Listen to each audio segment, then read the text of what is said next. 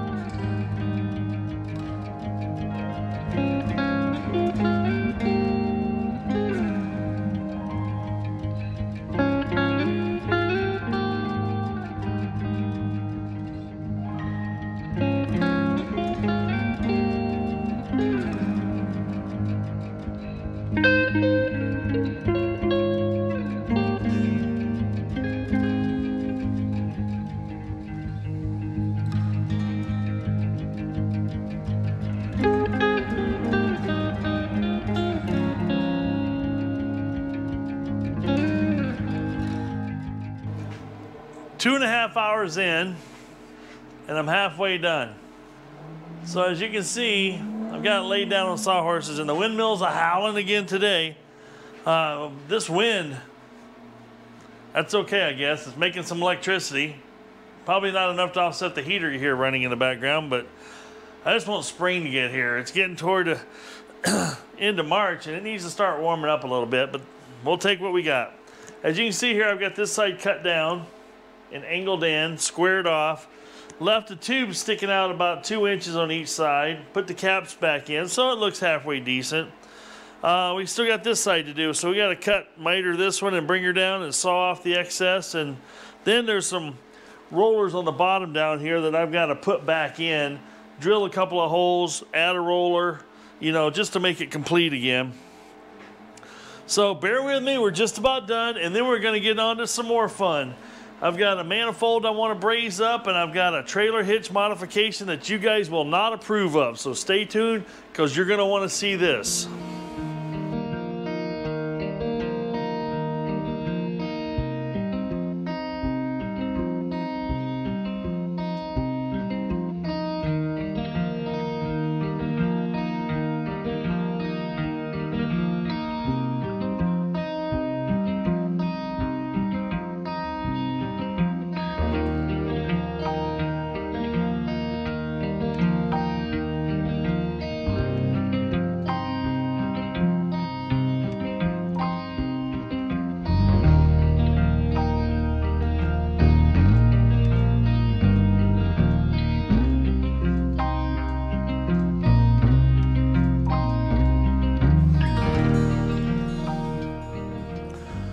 Well, the next thing I want to focus on here is see how these trailer receiver hitches here on this particular Jeep, when this is up, see how close that comes to the tire, and I'm always fighting that. So my receiver pieces need to be just a touch bit longer. So that's what we're going to modify next for my 2-inch and my 1 7/8. Those are the ones I use the most. Now for those of you that are getting ready to belly up to your keyboard and start typing to me that you shouldn't do that, I know. But I also know a little something about metal, strengths, welding, and a few other things. So I'm doing this for myself. I also know what kind of loads I put on my trailer hitch. So I know I will not exceed that or will not be putting anybody in any danger. So with that being said, this is for entertainment purposes only. So you can watch what I can do, don't do what I do, but hopefully I'll have a better result on a hitch that sticks back about 3 more inches, which would be enough to clear that thing all day long. And I will never have problems with the spare tire on that tow vehicle again, or any other vehicle. If other vehicles, it might be back a little bit further, big deal, it's not gonna hurt anything. I also know what I'm towing, once again. All right, with that being said, then we've got all that cleared up. Why am I doing, I don't know. Let's get to doing some more cutting, grinding, and welding. All right, we're back. We delivered that saw. It's in its new home. I'm done with that project. Let's get on with the next project I said we shouldn't do, but I'm gonna do because I need to do, because I'm tired of fighting that spare tire on the Jeep when I go to hook a trailer up. I just need a couple more inches to make sure that little doesn't hit my tire, because that's been such a pain. Well, let me show you. I'm gonna get you down here and show you what let me bring this up here and show you what I did and bought. So this is just like for 15 bucks. It was a 2-inch to 1.25 inch hitch adapter. So this is designed to, you know, put in your 2-inch hitch, go down to 1.25 inch. But what I bought it for is this 1.25 inch goes back into about here, which is nice, and there's enough tube here to extend 2 hitches out. I've got 2 that I want to, you know, make better, and this is how I'm going to do it with this 15-piece dollar chunk of metal. Might seem ridiculous, but I can fix 2 of them, and you cannot find, I have not been able to find, I stop at every big box store. Maybe they're on the internet, but I guarantee you they're going to cost more than 15 bucks. And these I've had these around a while. These are made by Reese, and I've had these a long time. But this is a longer one that I showed you in the previous little clip that showed the, you know, where the thingy was right here or right back here, too close to the tire. So this one only needs about 2.5, 3 inches, and it'll get me out of the way of everything, which will be fine. Now this guy, in the same position, quite a bit shorter, quite a bit. Now when I say quite a bit, let's just say it's about, it's 2.25 inches shorter. So it needs about 4 inches, 4.5 inches added to it to play the same thing. Now this has got an 1 7/8 ball and a 2-inch ball. And we're gonna get over to my bandsaw here and we're gonna cut, I got this already marked, we're gonna cut this off. And then what? I think I'm just gonna cut this off right here and right behind here and get this tube out of here, because I can use this tube as alignment tube when I put the pieces together. That's what I'm gonna do. It's all the same gauge thickness and everything. So let's get over to the bandsaw and let's just do a little cutting and taking apart.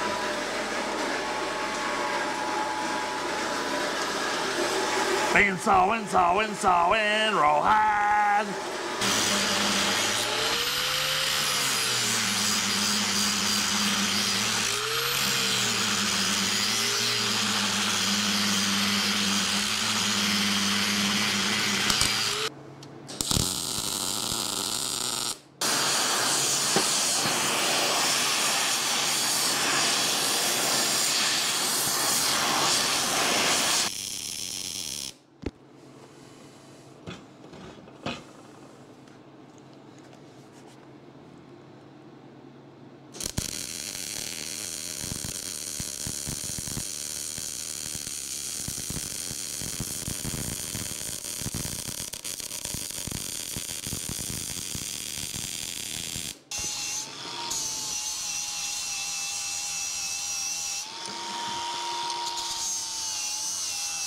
Well, we got those hitch balls extended. We got them over here on the sawhorses.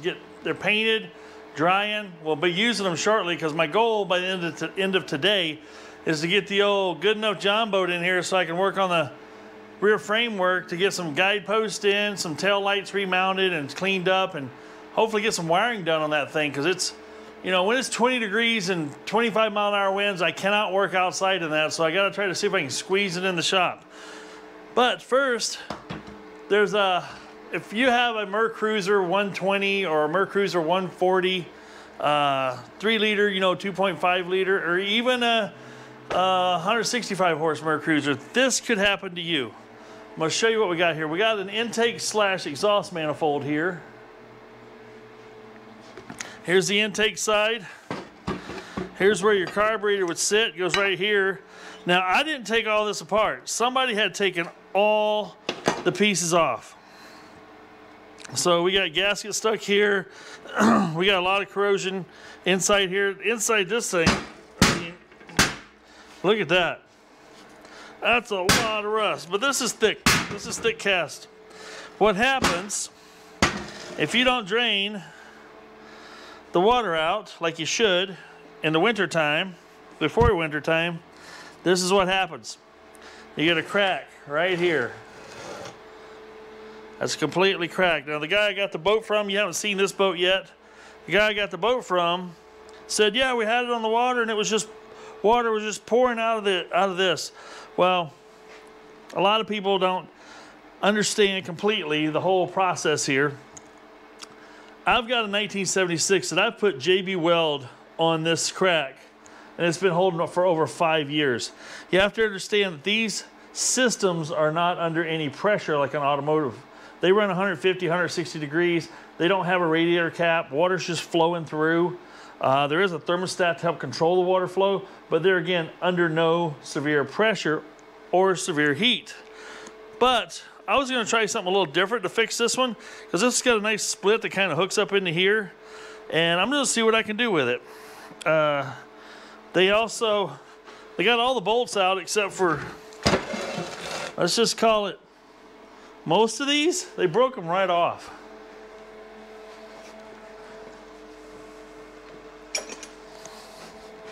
Now, if you price one of these brand new, you'll see why I'm going through what I'm going to go through here. Now, I don't even know if I can get these out of here. Wow, look at that. That is amazing, the amount of crust built up in here.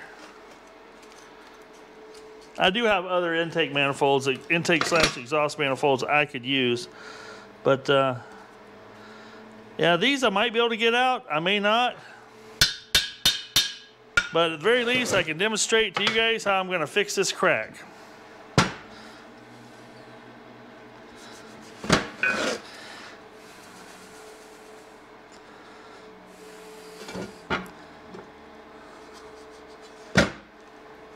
This crack looks like it runs clear up here. The first thing I'm going to do is I'm going to go ahead and grind it out. I need to get all that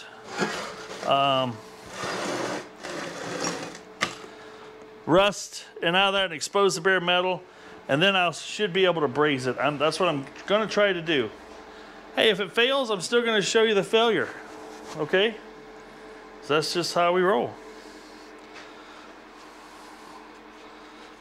But I got a little cut-off wheel here, thin wheel, so I can just kind of go in there and expose the crack some more, is my plan.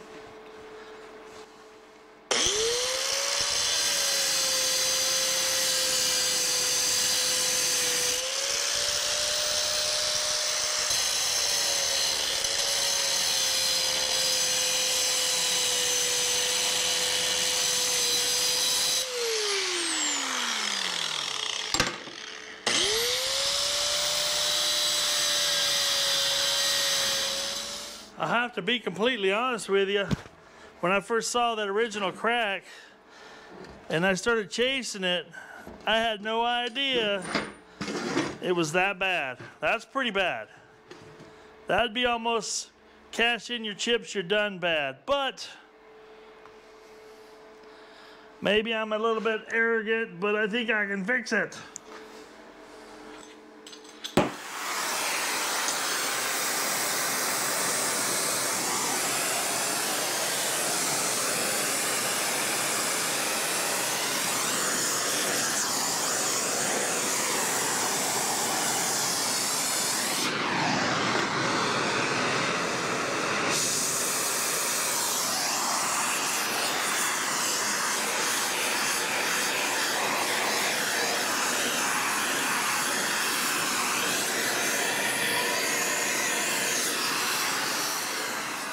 There we are, folks.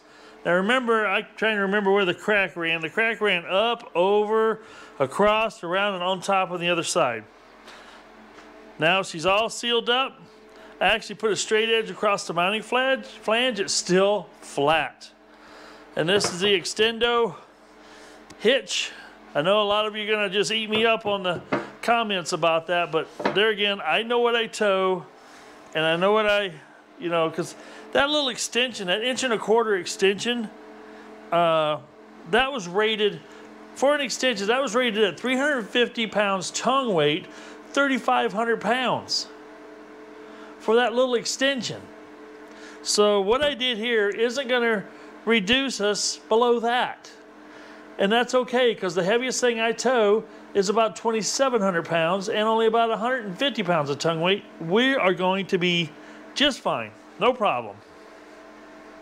But yeah, I like how this turned out. I just shot it with some primer and a little bit of black, satin black. It's not completely dry yet, but it will dry. But I think that turned out really well. I also got the bolts out of this end. There was 3 broken off bolts. And I know many of you have seen this trick before, where you just weld a nut on them and back them out. But the other thing I did is I actually went inside, since it's off, I took the torch and the bosses that are inside here, warmed them up till they were almost a dull red. And then also warmed them up out here. That breaks the rust bond. Then I welded the nuts on top. Then I took my little impact and backed them right on out. Well, what you saw took me pretty much all day except for a 2-hour break at lunchtime. I ate a sandwich and then dozed off for half an hour and then got back out here to work. But pretty happy with how everything turned out. Successful day, can't complain. My goal was to get the shop cleaned up again so I could pull the boat in here, but I'm gonna have to do some tape measuring to see if I can sneak the nose up that way and the boat in this way, or the back of the good enough trailer might have to just wait till it's, you know, warm enough that I can back it in here and work on that. Hanging, you know, just the butt of it in here so I can do some cutting and welding on that, make it better, and get that trailer wiring all doctored up so she's ready to rock and roll trailer wiring wise. But yep, I'm happy with how everything turned out so far. Couldn't complain. So we're gonna wrap this video up, folks. I appreciate you watching. Thank you so much for your subscribership and your thumbs up and your comments. I've said it many, many times. I've got some of the best fans that watch the channel out there. There's quite a few of you that reached out to me when I hadn't put a video out for 3 weeks. That was heartwarming, to say the least. It was a nice thing for you guys to do, to say, hey, everything okay, you know? I appreciate you guys asking those questions. That lets me know how much you guys care. And thank you for taking the time to look up my email and send me an email and all that fun stuff. So don't forget, stay safe out there, keep healthy, and if it ain't broke, fix it till it is. You know, that's my catchphrase, right? But what was weird is I started off in last place today and somehow ended up further behind. How do I do that? So much to do. So much to do.